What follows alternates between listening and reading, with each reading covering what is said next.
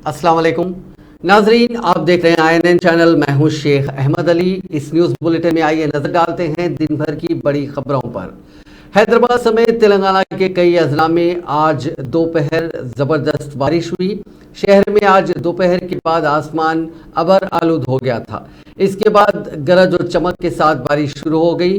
हैदराबाद और सिकंदराबाद के कई मकामात पर जबरदस्त बारिश हुई, जिसकी वजह से सड़कों पर पानी जमा हो गया। बारिश की वजह से जहां शहरियों को झुलसा देने वाली शदीद गर्मी से राहत हासिल हुई, वहीं कई राहगीरों और गाड़ी सवारों को मुश्किलात का सामना करना पड़ा। जीएचएमसी के अमले को पानी की निकासी के काम में मसरूफ देखा गया, जबकि ट्रैफिक पुलिस और लॉ एंड ऑर्डर का अमला भी मुतहरिक देखा गया। रियासत के अजला विकाराबाद और संगारेड्डी में जबरदस्त सालाबारी हुई। खासतौर पर जिले संगारेड्डी के कोहिर मंडल में तेज हवाओं के साथ सालाबारी हुई। मूसलाधार बारिश के अलावा कई मकामात पर गरज चमक के साथ बारिश हुई, जिसकी वजह से जिले के कई इलाकों में बरखी की सरबराही में शदीद खलल पड़ा। संगारेड्डी टाउन की कई सड़कों पर पानी जमा हो गया। बारिश का पानी नशीबी इलाकों में दाखिल होने से मकामी लोगों को मुश्किलात का सामना करना पड़ा। सालाबारी से घरों की छतों को जुज़वी नुकसान पहुंचा। इस दौरान जिले विकाराबाद में भी कई मकामात पर बारिश होने की इतलात मिली। मरपल्ली मंडल मुसक्खर में सालाबारी हुई है। विकाराबाद, परगी और पोड्डूर मंडलों में आंधी के साथ बारिश हुई। बारिश की वजह से आवाम को गर्मी से राहत हासिल हुई।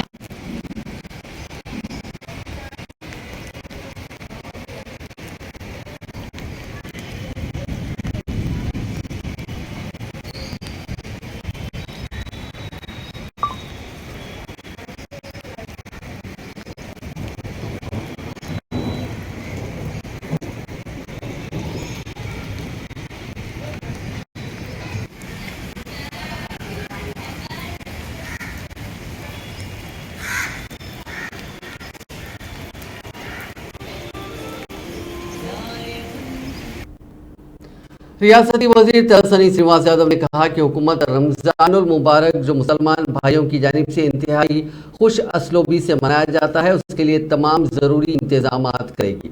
जुमेरात के रोज़ मासाब टैंक पे अपने दफ्तर में वज़ीर दाखिला महमूद अली के हमरा उन्होंने मुख्तलिफ महकमों के अहदेदारों के साथ सनतनगर हल्के में रमज़ान के इंतजाम का जायजा लिया। इस मीटिंग में वक्फ बोर्ड के चेयरमैन वसीउल्लाह खान, हज कमेटी के चेयरमैन सलीम, वक्फ बोर्ड के CEO ख्वाजा मोइनुद्दीन और GHMC, water works, electrical, sanitation और दीगर महकमों के अहदेदारों ने शिरकत की।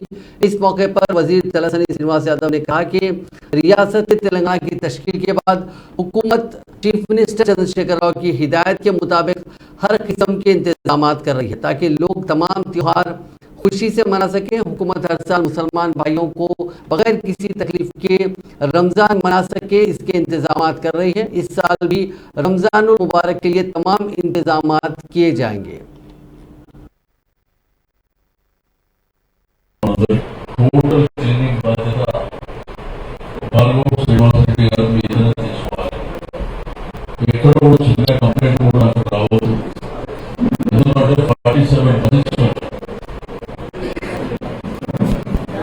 Same and one more cycle.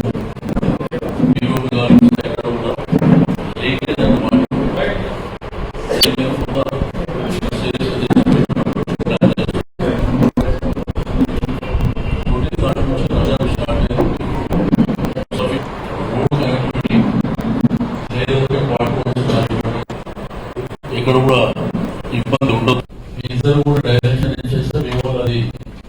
Follow చేసేది ఏది ఉండదు.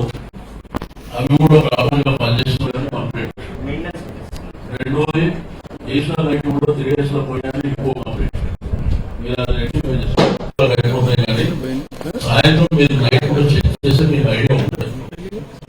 ఇమీడియట్ గా పనిచేస్తుంది. అన్ని ప్రాంతాలలో ఈ మధ్య ప్రాంతాలలో ఎటువంటి బల్బ్స్ వేసేయండి. మీకు ఏంటంటే వాళ్ళు మధ్య దగ్గర మీకు బందోబస్తు పెట్టండి. ఏంటంటే ఎవరైనా మాట్లాడేది ఉంటే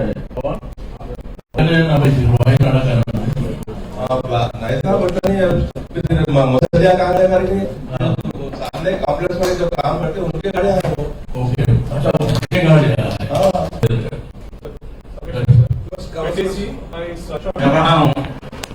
हमारी मस्जिद के कुछ प्रॉब्लम्स है। मैंने सोचने पहले पूरे मंजिलात पे गाने आ रहे मस्जिद की गली में नहीं पाए आगे के लिए बादल में मंदिर के बादल में जो गाय దాంతో పాటు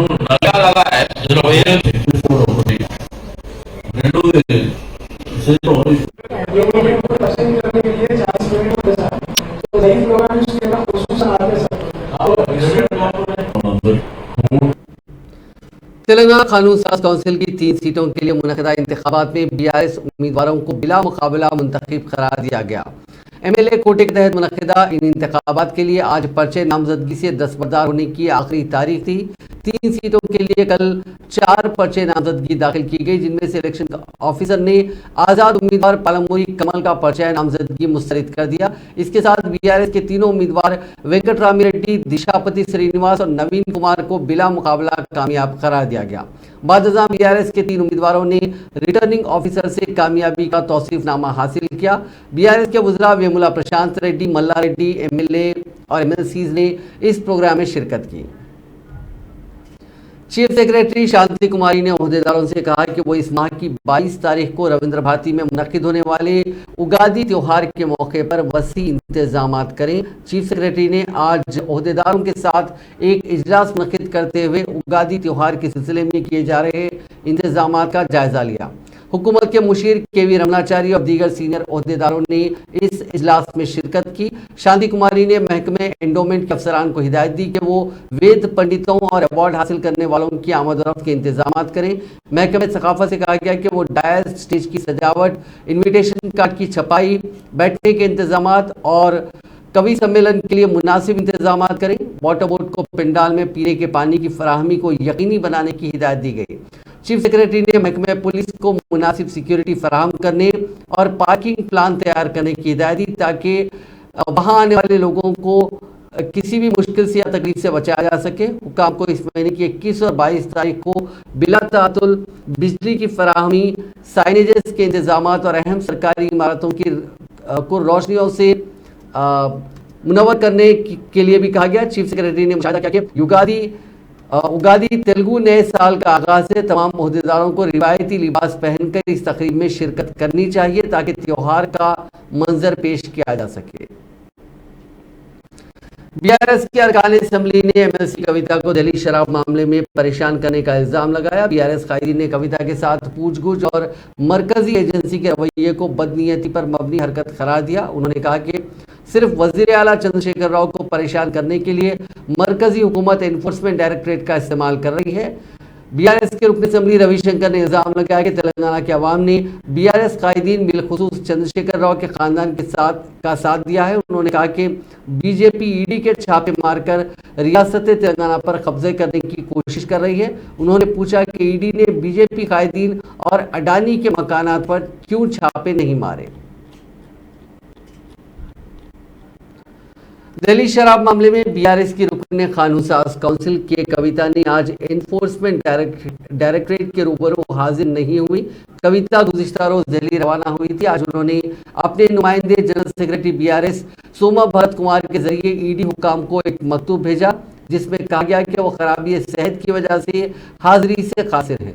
कविता ने साथ ही अपने बैंक खाते की तफसीलात, तिजारती तफसीलात भी भेजी। उन्होंने कहा कि अगर दीगर दस्तावेज या मालूमात दरकार हो तो मुतालिका नुमाइंदे को मुतला किया जा सकता है या फिर उनको ईमेल किया जा सकता है। उन्होंने कहा कि ये मामला सुप्रीम कोर्ट में ज़ेरे इल्तिवा है। मकतूब में वाज़ेह किया गया कि अदालत के फैसले के बाद वो मरकजी एजेंसी के रूबरू पेश होंगी।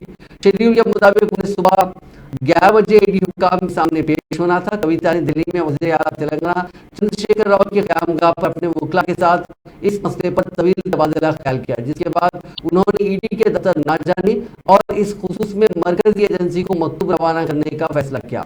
इसी दौरान कविता की हिमायत के लिए दिल्ली में BRS के 5 वुज़रा हैं। इसी दौरान हैदराबाद में ईडी के दफ्तर के सामने सिक्योरिटी सख्त कर दी गई है। तेलंगाना पब्लिक सर्विस कमीशन के सवालिया पर्चे लीक मामले की तहकीकात जारी है। ओहदेदारों ने पहले ही ऐलान किया है कि 5 मार्च को मुनक्किदा असिस्टेंट इंजीनियर के इम्तिहान का क्वेश्चन पेपर लीक होने की वजह से मनसूख कर दिया गया। ताहम केस की तफसीलात करने वाली टीम के ओहदेदारों को शुबा है कि प्रवीण के पास मौजूद पेन ड्राइव में असिस्टेंट इंजीनियर के क्वेश्चन पेपर के साथ साथ टाउन प्लानिंग, वेटनरी असिस्टेंट और ग्राउंड वाटर डिपार्टमेंट के इम्तिहान से मुतालिक 3 क्वेश्चन पेपर थे। रिपोर्ट्स के मुताबिक इस बात का पता चलने के बाद तहकीकाती टीम के ओहदेदारों ने प्रवीण से सेल फोन और पेन ड्राइव जब्त करके FSL को भेज दिया है। बताया जाता है कि FSL के ओहदेदारों ने जिन्होंने इसका तज्जिया किया, उन्हें प्रवीण की पेन ड्राइव में कुछ और क्वेश्चन पेपर्स मिले। Veterinary assistant, town planning, ground water department के इम्तिहानी सवालिया पर्चे पेन ड्राइव में पाए जाने की इतलात है। ताहम न ही पब्लिक सर्विस कमीशन के ओहदेदारों और न ही तहकीकात करने वाली टीम के ओहदेदारों ने अभी तक इस पर कोई वजाहत पेश की है। चूँकि इस वक्त केस ज़ेरे तफ्तीश है, तफ्तीशी अफसरान का कहना है कि अगर कोई तफसीलात सामने आती हैं तो बेरोजगारों में बेचैनी फैल जाएगी और मालूमात का इफ्शा करना मुमकिन नहीं। रियासत तेलंगाना जिले मेदक में पेश आए वाक़े के ताल्लुक से कौमी अक़लियती कमीशन ने 27 फरवरी को मेदक का दौरा किया और खदीर के अरकान ख़ानदान से मुलाकात की। कौमी अक़लियती कमीशन की रुकन शहजादी बेगम ने पुलिस ओहदेदारों की जानिब से मुनासिब दस्तावेज़ात के बगैर आने पर उन्हें कौमी अक़लियती कमीशन के रूबरू पेश होने की हिदायत दी थी। कल दिल्ली में कौमी अक़लियती कमीशन के सामने पेश होने वाले DSP ने कमीशन के सामने मुनासिब दस्तावेज़ात और पोस्टमार्टम रिपोर्ट पेश नहीं की, जिस पर कौमी अक़लियती कमीशन ने ज़िले के SP को पोस्टमार्टम रिपोर्ट और तहकीकाती रिपोर्ट के साथ रुजू होने की हिदायत दी। वाज़ेह है कि पुलिस मुलाजिमीन की मुबैना ज़दोकोबी के नतीजे में खदीर का इंतकाल हो गया था। इस मामले में बाज़ मुलाजिमीन पुलिस के खिलाफ कार्रवाई भी की जा चुकी है। तेलंगाना प्रदेश कांग्रेस कमेटी के सदर रेवंत रेड्डी ने कहा है कि चीफ मिनिस्टर चंद्रशेखर राव ने 1 करोड़ अराजी को आबपाशी का पानी फराहम करने का वादा किया था, लेकिन उन्होंने इस सिलसिले में कुछ नहीं किया। रेवंत रेड्डी ने हाथ से हाथ जोड़ो यात्रा के हिस्से के तौर पर आज बोधन हल्के के सारंगपुर में प्राणहिता चेवड़ा प्रोजेक्ट के 20वें पैकेज के इलाके का दौरा किया और किसानों से बातचीत भी की। उन्होंने इल्ज़ाम लगाया कि वज़ीर आला चंद्रशेखर राव ने प्राणहिता चेवड़ा प्रोजेक्ट का रीडिज़ाइनिंग किया, जिसकी वजह से इस इलाके के रहने वाले लोगों को नुकसान पहुंचा। उन्होंने कहा कि उस वक्त के वज़ीर आला डॉक्टर YS राजशेखर रेड्डी के जरिए शुरू किए गए प्राणहिता चेवड़ा प्रोजेक्ट को तब्दील करके सरकारी खजाने को लूटने का काम KCR हुकूमत ने किया। उन्होंने कहा कि राजशेखर रेड्डी कालेश्वरम में जलयज्ञम किसी के तौर पर उन्होंने प्राणहिता चेवड़ा शुरू किया था, लेकिन उस पूरे प्रोजेक्ट को तब्दील कर दिया गया। కూడా లాభసాటిగా ఉండే విధంగా రోజు డిజైన్ చేసిండ్రు. నేను ఈ యాత్ర మొదలుపెట్టిన తర్వాత సిరిసిల్ల నియోజకవర్గానికి వెళ్ళిన అక్కడి రైతుల దృష్టికి తీసుకెళ్తే ప్రాణహిత చేవెళ్లలో 9వ ప్యాకేజీని పరిశీలించడానికి వెళ్ళిన 2014 వరకు కాంగ్రెస్ పార్టీ చేసిన పనులు ఆ తర్వాత ఒక్క అడుగు కూడా ముందు పడలేదు. ఆ ప్రాజెక్టులో కూడా పూర్తి స్థాయిలో 6 నెలలు దృష్టి పెట్టి 60-70 కోట్లు ఖర్చు పెడితే పూర్తి అయ్యి అప్పర్ మాయర్కు ఎత్తిపోయడం ద్వారా ఆ ప్రాంతానికి అంతా నీళ్ళు ఇవ్వడానికి అవకాశం ఉన్నా అందులో రీడిజైనింగ్ పేరు మీద 100 కోట్లు కొలగొట్టడానికి అవకాశం లేక 9వ ప్యాకేజీని ఎక్కడైతే రామారావు ప్రాతినిధ్యం వహిస్తుండో సిరిసిల్ల నియోజకవర్గంలో పన్నులు పడవు పడ్డాయి. ఇప్పుడు నిజామాబాద్ నియోజకవర్గంలో నేను పర్యటన చేస్తున్నా. మొన్న Nizamabad rural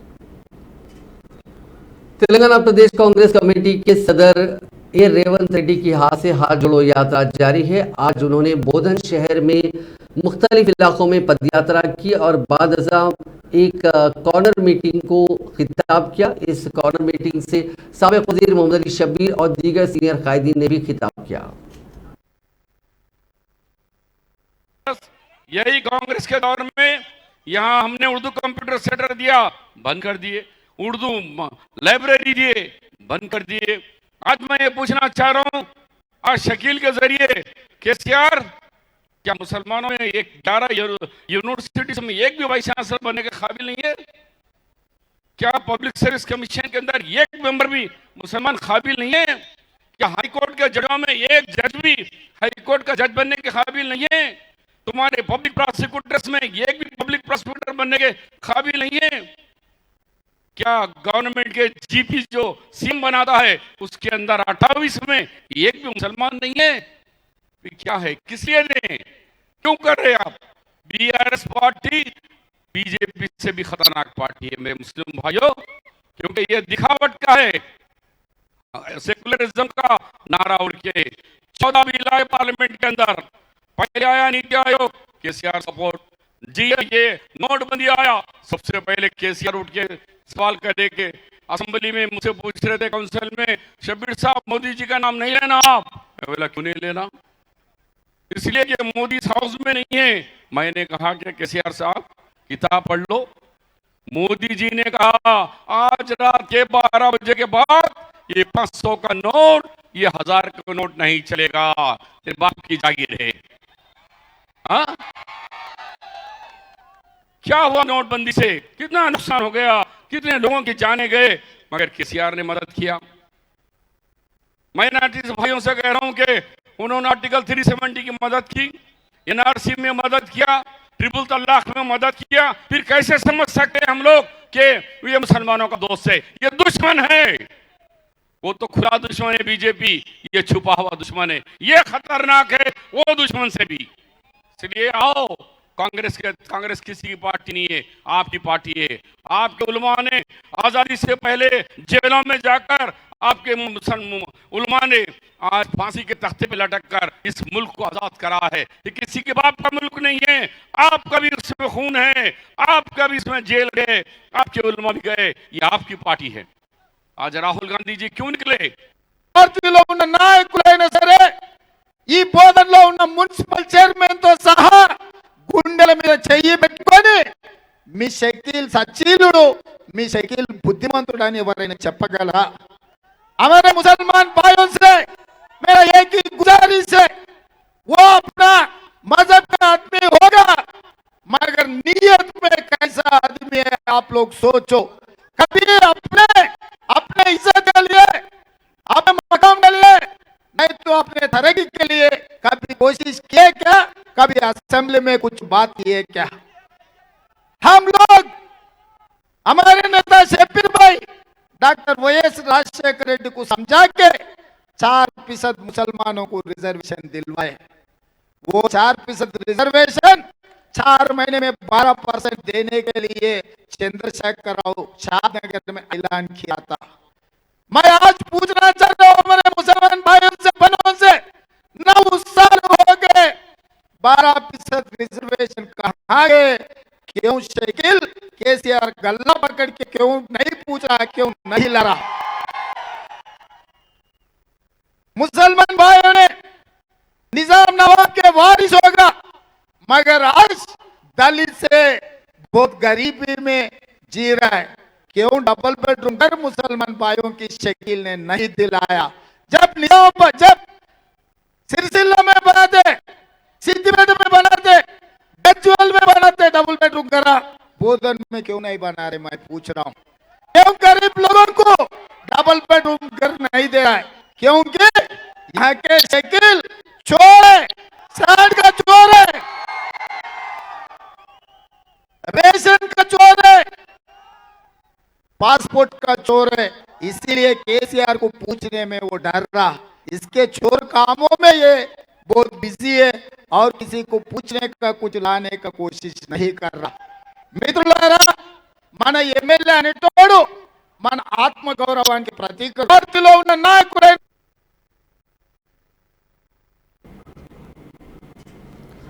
CLP leader Mallu भट्टी विक्रमार्का ने तेलंगाना पब्लिक सर्विस कमीशन के पर्चे सवालात के लीक होने की जिम्मेदारी लेते हुए मुत्तालिका वज़रा से इस्तीफा का मुतालबा किया। उन्होंने आज आदिलाबाद जिले के पिपरी गांव से पदयात्रा के आगाज से पहले मीडिया से बात करते हुए कहा कि पेपर लीक मामला अफसोसनाक है, कई तलबा को इससे नुकसान हुआ है। उन्होंने जोर देते हुए कहा कि मुलाजिमतों पर तकर्रुर के लिए शफाफ तरीके से इम्तिहान मुनक़िद करने की जिम्मेदारी हुकूमत की है।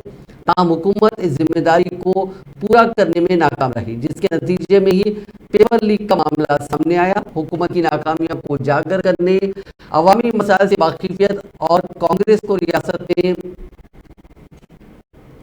निचली सतह से मुस्तहकम करने के लिए कांग्रेस लीडर ये पदयात्रा कर रहे हैं। ये पदयात्रा 3 माह तक जारी रहेगी। यात्रा 7 मुत्तहदा अजला में 1365 किलोमीटर तक जारी रहेगी।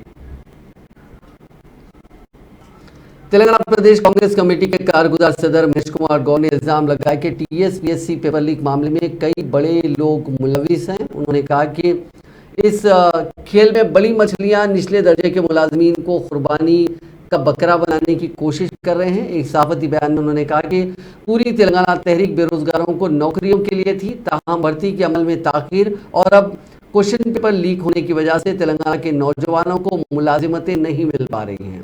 महेश कुमार गौर ने मुतालबा किया कि रियासत के क़याम से अब तक की गई तमाम मुलाजिमतों की तकरीरों की मौजूदा जज के जरिए जामे इंक्वायरी कराई जाए।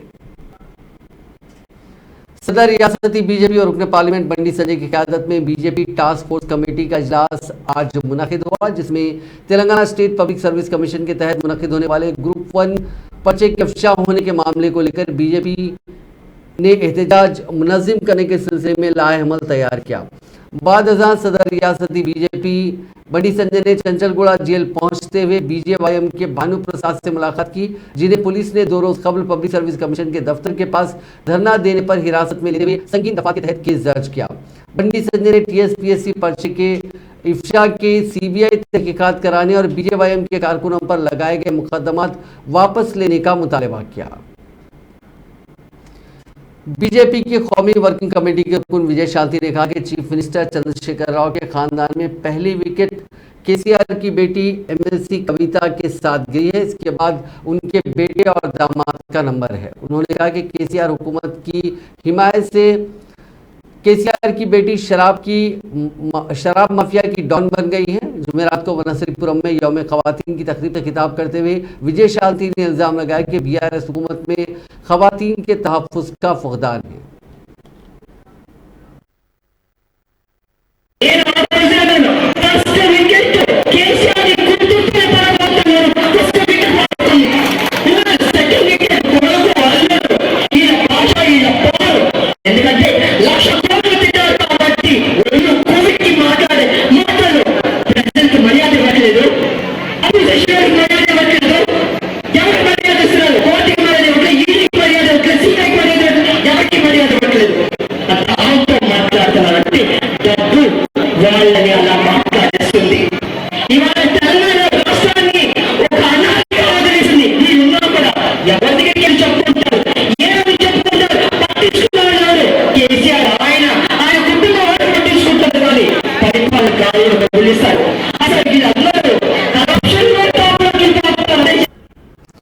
शहर हैदराबाद के मुख्तलिफ इलाकों में दीवारों पर पोस्टर्स लगाए गए हैं, जिसमें कहा गया है कि बीजेपी लीडर बीएल संतोष लापता है। इन पोस्टर्स में तेलुगु जबान में लिखा गया है कि एमएलए की खरीदारी का मास्टरमाइंड नजर नहीं आ रहा है, इसको पकड़ने वालों के लिए 15 लाख रुपए का इनाम। शहरी इन पोस्टर्स को काफ़ी दिलचस्पी से देख रहे हैं। इन पोस्टर्स में बीआरएस एमएलसी कविता और संतोष के ताल्लुक से रवैये को वाज़ेह किया गया। इसमें कहा गया कि कविता मरकजी एजेंसी के सामने हाजिर हो रही है, जबकि संतोष 2 मरतबा नोटिस भेजे जाने के बावजूद अरकान असम्बली की खरीदारी के मामले में तश्कील दी गई खुसूसी जांच टीम के सामने हाजिर होने से कासिर रहे। इन नोटिसों पर रोक लगाने के लिए वो अदालत से भी रुजू हुए। आंध्र प्रदेश की वायस जगनमोहन रेड्डी हुकूमत ने आज 2,79,279 करोड़ रुपए का बजट पेश किया। वजीर फाइनेंस बी राजेंद्र नाथ ने असेंबली में बजट पेश करते हुए हुकूमत के फलाह बहबूद के कामों पर तफसीली रोशनी डाली। उन्होंने कहा कि बजट में हर महकमे के साथ मुनासिब इंसाफ किया गया। बजट में अक़लियती उम्र के लिए अक़लियतों की फलाह बहबूद के लिए 4,203 करोड़ रुपए मुख्तस किए गए, जबकि बीसी तबकात की बहबूद के लिए 38,605 करोड़ रुपए, एससी तबके के लिए 20,000 करोड़ रुपए, एसटीज के लिए 6,929 करोड़ रुपए और कापू तबके के लिए 4,800 करोड़ रुपए मुख्तस किए गए।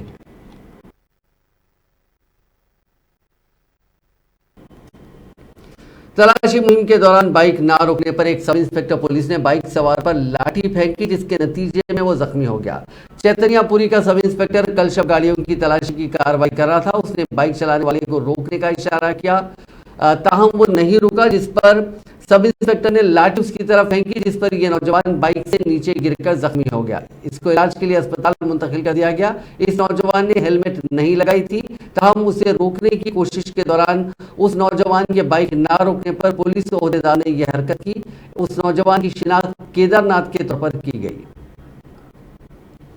काकीनाडा आरटीसी बस स्टैंड के करीब ऑटो मोटर्स के शोरूम में आग लग गई, जिसके नतीजे में कई इलेक्ट्रिक बाइक्स जलकर खाकसर हो गई। बताया जाता है कि इलेक्ट्रिक टू व्हीलर को चार्ज करते वक्त बैटरी फट गई और शोरूम में आग लग गई। इत्तला मिलते ही फायर ब्रिगेड के एहलकारों ने वहां पहुंचकर काफी जद्दोजहद के बाद आग पर काबू पाया। इस वाकये में 10 इलेक्ट्रिक बाइक्स जलकर खाकसर हो गई। हैदराबाद के पुराने शहर के इलाके चंद्रायन गुट्टा में 3 दिन कब्र झगड़े के बाद चाकू के वार से जख्मी होने वाले एक 37 साल शख्स की चाशुम्बे की सुबह इलाज के दौरान मौत हो गई। मकतूल की शिनाख्त ईसा बिन सईद जैदी के तौर पर की गई, जो फारूक नगर फलकनुमा के साकिन बताए गए। पीर की रात पीली दरगाह रोड पर बारकस के एक नौजवान ने किसी मसले पर जैदी को बातचीत के लिए बुलाया था। उनके दरमियान बहस और तकरार हुई और उस नौजवान ने एक चाकू निकाला और जैदी के पेट में घोंप दिया। शदीद जख्मी ईसा को एक प्राइवेट हॉस्पिटल और बाद में उस्मानिया जनरल हॉस्पिटल मुंतकिल किया गया, जहां आज यानी चाशुम्बे सुबह उनकी मौत हो गई। पुलिस ने इस सिलसिले में मुकदमा दर्ज करके छानबीन शुरू कर दी। मादापुर इलाके में कल शब एक कार ने हलचल मचा दी। इस ओडी कार को चलाने वाली लड़की ने लापरवाही से गाड़ी चलाते हुए उस कार का तवाजुन खो दिया और 2 दीगर कारों को टक्कर दे दी। तमाम कार के एयर बैलून के खुल जाने के नतीजे में कोई बड़ा जानी नुकसान नहीं हुआ। इस हादसे के साथ कार चलाने वाली लड़की ने कार को सड़क पर छोड़ दिया और वहां से फरार होने में कामयाब रही। पुलिस इतला के साथ ही वहां पहुंची, जिसने कार के नंबर प्लेट की मदद से उस लड़की की तलाश का काम शुरू किया। पुलिस ने करीब लगे सीसीटीवी कैमरों के जरिए इस वाकये के फुटेज को निकाला। बादशाह इस कार को वहां से हटाते हुए सड़क को ट्रैफिक के लिए बहाल किया गया। काकीनाडा शहर में माफ कीजिएगा, काकीनाडा शहर के पटनाला सिटी सेंटर में एक शख्स ने अपनी कार से कई लोगों को टक्कर दे दी। ये बताया जा रहा है कि ये शख्स हालत नशा में था और उसने करीब 10 बाइक्स और 2 कारों को टक्कर दी है। इत्तला मिलने के बाद पुलिस ने उस शख्स को हिरासत में लिया। मजीद तहकीकात की जा रही है।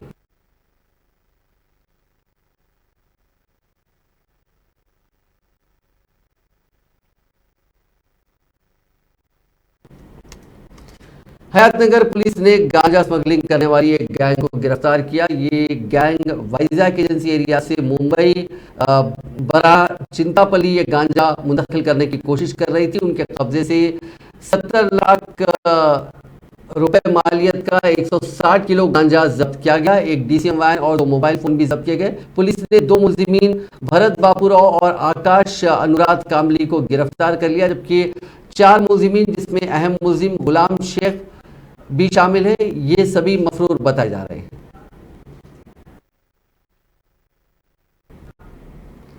नाजरीन, इस न्यूज बुलेटिन में बस इतना ही। आप देखते रहिए INN चैनल।